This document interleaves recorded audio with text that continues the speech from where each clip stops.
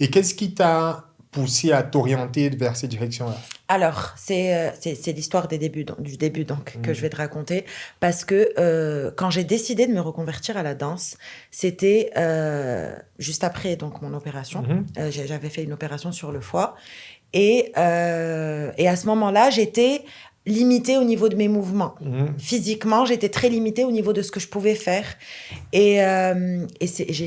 Ça aurait pu être le très mauvais moment pour choisir de se reconvertir à la danse, vu que mon corps ne pouvait pas Oui, me justement, suivre. j'ai suivi en fait sur certaines, tu vois, un peu, oui, quand je fais certaines recherches, j'ai suivi en fait tu vois, l'histoire toute de l'opération que j'aimerais en fait réentendre ici, et c'est une des choses qui m'a intéressé sur ton profil en fait.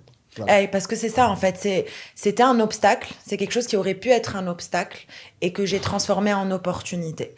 Parce que, justement, donc, cette Mhm. opération, pourquoi elle m'a affectée physiquement? Pas seulement parce que c'est une opération sur le foie, mais parce que mes abdos Oui, ont sectionné en été fait. touchés. Voilà, c'est ça. Donc, et les abdos, c'est le centre de tout ce qu'on fait. C'est Oui, notre avec force. l'effort, c'est ça. Tout est là-bas. Donc, au moment où j'ai décidé de me reconvertir à la danse, au début, je commençais toute seule à la maison. Mhm. Et je sais pas si tu te rappelles, pendant la période du confinement, il y avait les tendances TikTok et les Oui, petites chorés que bien je faisais sûr. avec mon frère, qui danse également. Dans la famille, D'accord. tout le monde danse, Ok, surtout ma mère et mon frère. super.